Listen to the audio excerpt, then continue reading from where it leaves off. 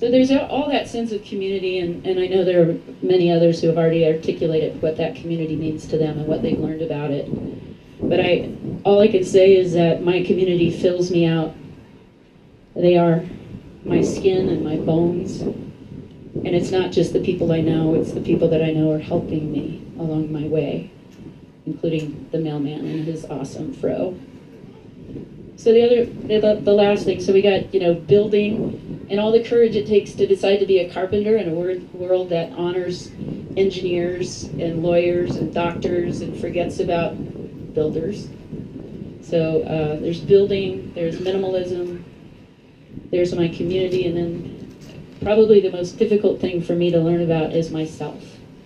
And so this is what I came up with this morning when I was trying to articulate who I am. And it's this: I am no less magnificent and frightening than the Colorado landscape and that lightning and thunderstorm we had last night.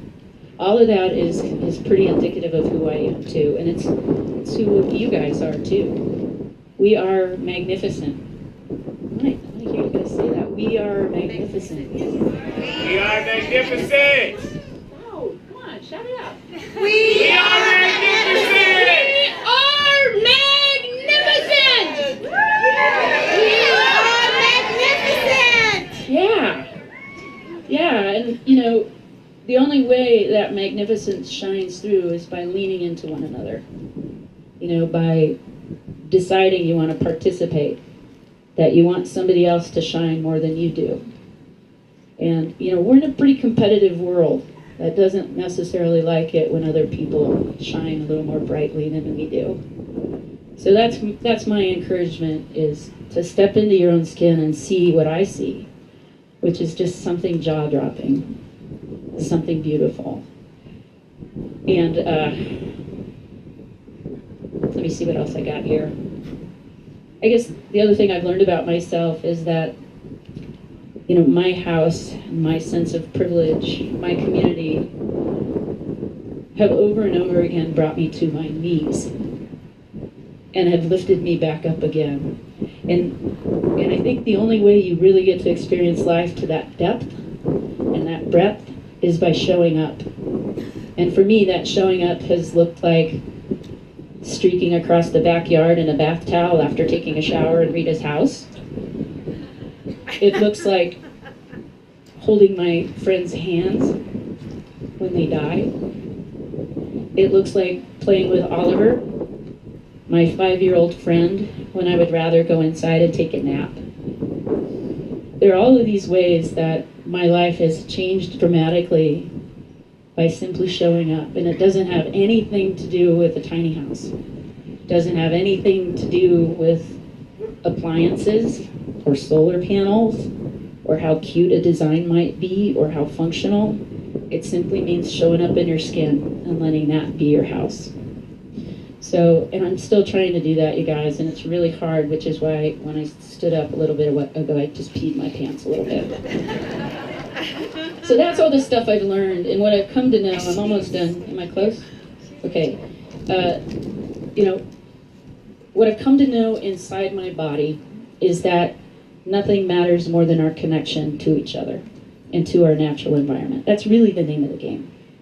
And the cool thing about a tiny house for me is that it's connected me to nature in a different way, and it's connected me to my family in a different way, my community in a different way. And I desperately needed that.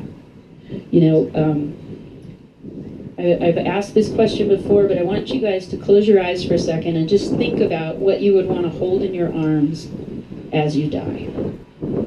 What one object, a thing, in your house or in your car, in your pocket right now, what would you want to hold in your hand as you take your last beautiful breath? Did anybody say iPhone? Did you say iPhone? Because it's got pictures on it of the people you love. Yeah? Yeah, what we want is to reach out and have that connection to our world, to the thing that has made our heart beat 80 to 100,000 times in a single day, the thing that moves 30 miles of vascular full of blood We have 30 miles of vasculature in our body. And our heart works tirelessly to bring us closer, sooner to the things that bring us alive. That's what we want. And so, we have this opportunity to wander around today and see these cool things and be inspired by each other, to be inspired by where we are. And none of it matters if we're busy click-clacking around in our cell phone, or busy having a conversation in our head, or busy tending to our ego. At least that's what I've found. And I struggle, and I need you guys to remind me to show up, to listen to my heart. Feel that, you guys. Feel your heart. 80 to 100,000 times in a single day. And what's the point of it if it doesn't let us step boldly into who we really are? Because someday, it stops. So I want this ride with you guys. I want to ride along with your magnificent selves toward stuff that's important, to how we connect to our human and our natural world, to how we can better our human and our natural world, so how we can lift each other up to do good things, to act courageously and bravely and move forward toward the most beautiful and simple things in life. That pretty much sums it up.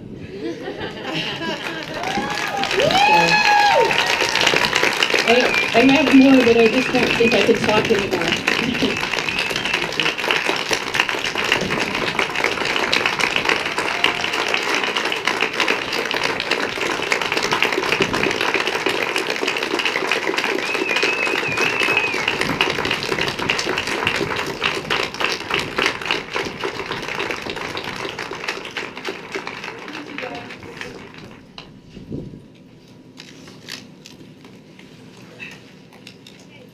Dee has asked me to correct.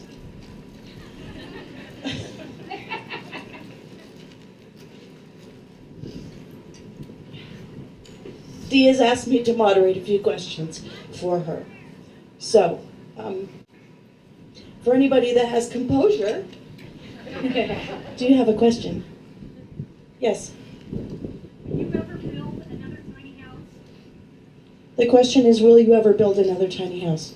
So yeah, I built a 56 square foot house that I've been in 3 weeks now, and it's a little smaller than the 84 square foot one. It doesn't have a sleeping loft, and I'm really curious about it. I don't know how it's going to work for me. I mean, it's like the size of an elevator shaft.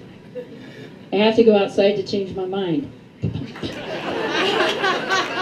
I'm still trying to figure out where to hang my pants. I'm still trying to figure out, which pair of shoes is going to sit outside. How many rolls of toilet paper am I really going to be able to fit in there? I did do a calculation a couple of years ago. I don't know if you guys have heard this, but 2-ply toilet paper has more square footage than the house that Jonathan just inherited. It's like you start to look at all the numbers differently. Like, my house is smaller than a bread truck. It's smaller than the kiddie pool. It's like much smaller than the hotel room that the wonderful Jamboree people put me up in, which I've been loving. So did that answer your question? I also say, I'm not as strong as I used to be, so I would rather curate Jonathan building a tiny house, and I'll, sit back with the beer and say, huh, I wouldn't have done it that way. Huh. Do you have another question? Yes. Are you going to go with the compost toilet simple bucket system? The question is, are you going to go with a simple bucket composting toilet again? So I've been using that system for the last 12 years, and it's worked really well for me, but it's a lie. I actually live in the city of Olympia, and they've been very generous with me about letting me continue to recreate. Like when I do my taxes, that's recreational, and when I hang out in my house, that's recreational. So they haven't kind of put the kibosh on me, but they did say they don't want any human manure composting inside the city limits. So I understand that. So I've been bagging it and trashing it, and I just think that's contrary to logic. in a lot of ways. So I'm not sure what I'm going to do in my new tiny house, other than urine divert, which means I'm peeing and putting it in the garden, and I get on a bike or I drive my car over to the Starbucks. Yep. Just as sexy as it sounds through a microphone.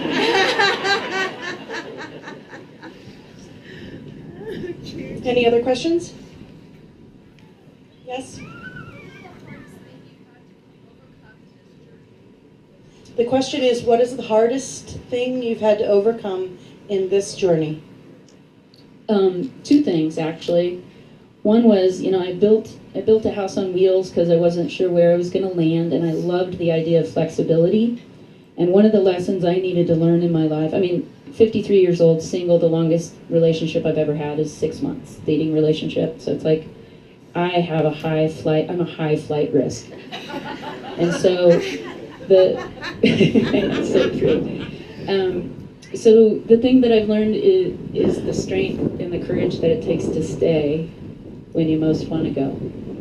So after Rita died a few years ago, I was so buckled up with grief. She was the older woman that I caretook for 9 years, that I was just like, maybe I should change everything.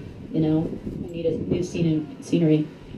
And right now my friend Annie is passing away, who lives in the next door house, and there's a huge part of me that wants to change everything. And trying to discover how to stay when you have a house on wheels is interesting.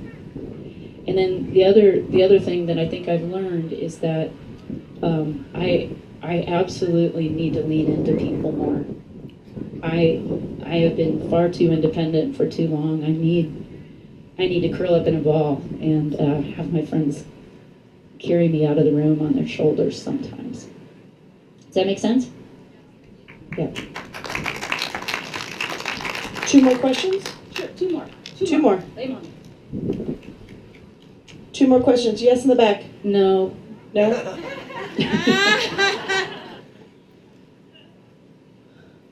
It's Chewbacca. Nice.